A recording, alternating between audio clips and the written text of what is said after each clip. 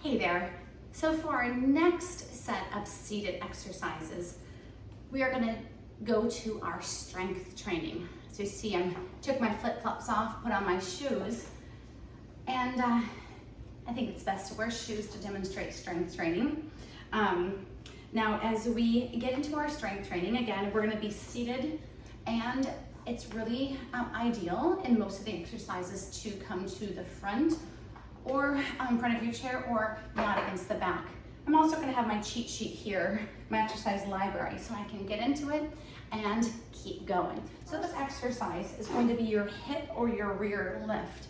I like this one because it's going to assist with getting out, moving around in bed, moving around when you're on the couch, getting up off a seat, all sorts of good stuff. So it's more, it's very practical. I was going to say it's more practical, but it's very practical, and it works some great muscles, your shoulders, your arms, your core, good stuff. So let's get into it. Hands on the side, and we're literally going to push our bums off the chair. Let me turn to the side so you can see. So hands to the side, we're going to push the hands into the chair and lift our bums off. We might have to lean forward a little bit, but just try to create a little space under that backside. So let's do it again. Push, lift off. Now, if you can try to avoid using your legs, that would be great. Try to use all arms to lift yourself off and then sit back down. Lift off and sit back down. Now, how you know if you're gonna be using your legs is if you can just maybe lift one leg. If you're still using the same amount of force, you know it's all upper body and core. Super cool. That is your hip or your rear lift, or hip and rear. So we're lifting that whole bottom half using the arms into the chair. Another exercise that's really great is our toe lifts. Now our toe lifts, actually I'm gonna come to the side. You can see my toes better from the side. We're gonna sit so our feet can be on the ground. Our feet can't touch the ground, get something underneath your feet. We're gonna lift our toes and lower. Lift and lower. Sometimes we have more range of motion doing one at a time, and that can be a good start. But once in a while, try to do both, lift and lower. This works your Tibialis Anterior muscle, which is the muscle of your shin, and it's directly related to lifting your toes off the ground, which is great for fall prevention, being able to have those toes lift off the ground. Now we're gonna do the opposite for our next exercise, and that's our heel lift. So from the side, I'm going to show you, we lift, we lower our heels. Now this, you'll be able to feel it quickly, works your calf muscles, but specifically your soleus muscle, which is the part that's kind of right there, and it's directly related to walking.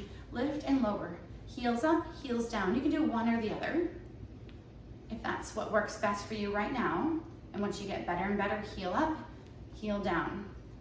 You should and can do these two, your toe lifts and your heel lifts, all the time. Like every time you're sitting, lift your toe, then lift your heel. Have fun with this. These are great leg exercises. Let's throw in a toe press. That is an important exercise for strength training. Now, the toe press works the plantar flexor, I always say that, tongue-tied, the plantar flexor. Let's try that again.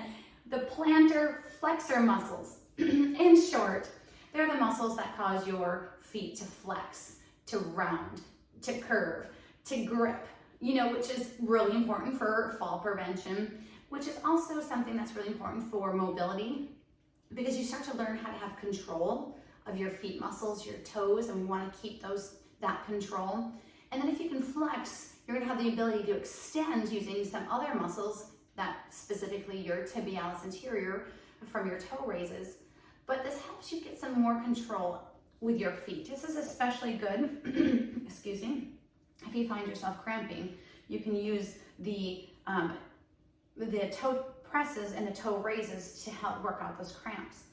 Now, a toe press, you're going to pretend I've put a big rubber band underneath your toe, and your big toe, and you're going to shove that big toe into the ground, but temptation is to lift your heel up when you do that. So we're not going to lift the heel up. The toe is pressed into the ground. We're going to kind of curve the toe, like it's going to cup the foot. The heel is still in the ground. The big toe is pressing into that floor, keeping me from moving whatever it is I put underneath that big toe.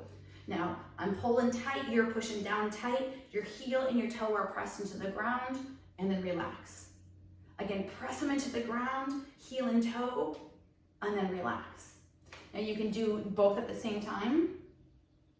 Press heel and toe into the ground and relax, or you can do one and then the other. If you start to feel a cramp while you're doing this, it's probably because those muscles are unused to this work. So therefore, just ease into it. You can always rub your feet and then get back into it. Now, practicing these is really good. It's going to help you. It does more than just those plantar flexor muscles, as you can tell, but when I say more, I simply mean all the muscles that are required to flex your feet are actually more than just underneath and on top of your foot. You're going to feel it all up your leg, which are all part of that plantar flexor muscle system. All right, team. Now, another great strengthener is a elbow press. I love this one. So our elbows are going to, hey, did you see that?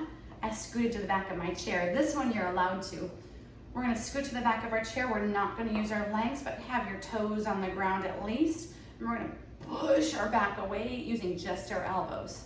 So push your back away using just your elbows. Let me turn so you can see that movement. Push.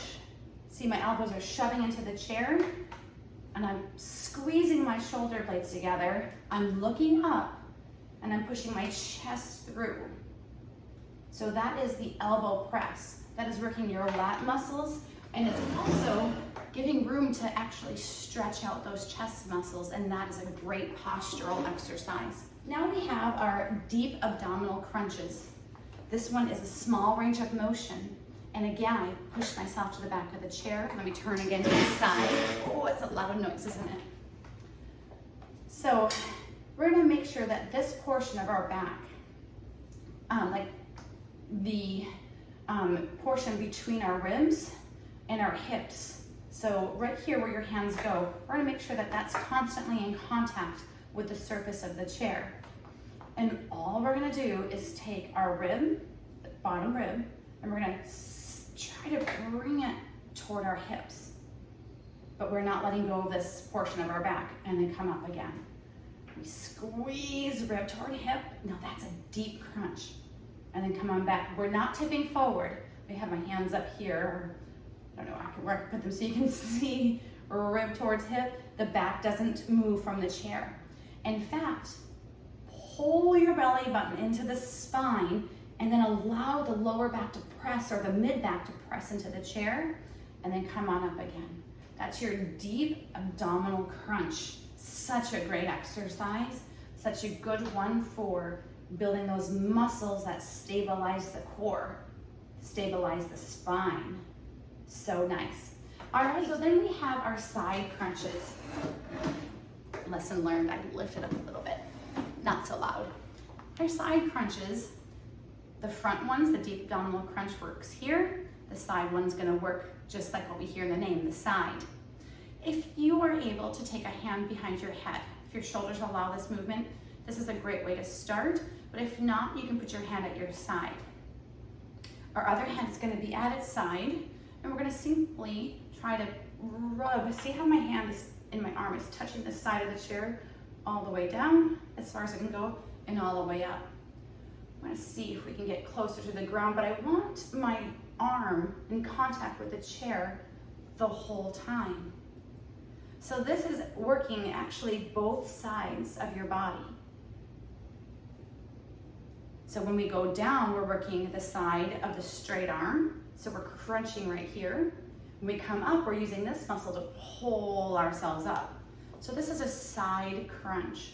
Of course, you will do both sides equally. And if you can't get your hand behind your head, this works too. Great exercise. And again, make sure you do both sides equally. All right, we are going wonderfully. So we just did, let me make sure I covered them all. The rear lift, the toe raises, the heel raises, the toe presses, the elbow press, the deep abdominal crunch, and the side crunches. Now, of course, that knee lift and hold. This is a great one. It's not in your exercise library that I have in the email, but this one is fabulous. This hold, make sure the chest is lifted and you hold. This is gonna get your quad in a big way. So a knee raise with a hold. Now we also have a knee extension or a leg extension. I'll do the other leg with a hold. This is great as well. Hold, hold, hold. Lift the chest. Oops, I hit my mic. Hopefully that wasn't annoying to you. And then release. All right, so both of those static, the static kick or the static march or knee raise, can be used as a strengthener exercise. When you do them dynamically, meaning constant movement, that is where you would use it as a cardio exercise. All right, guys, that's our strength library. And then in the next video, we'll go through our stretch library.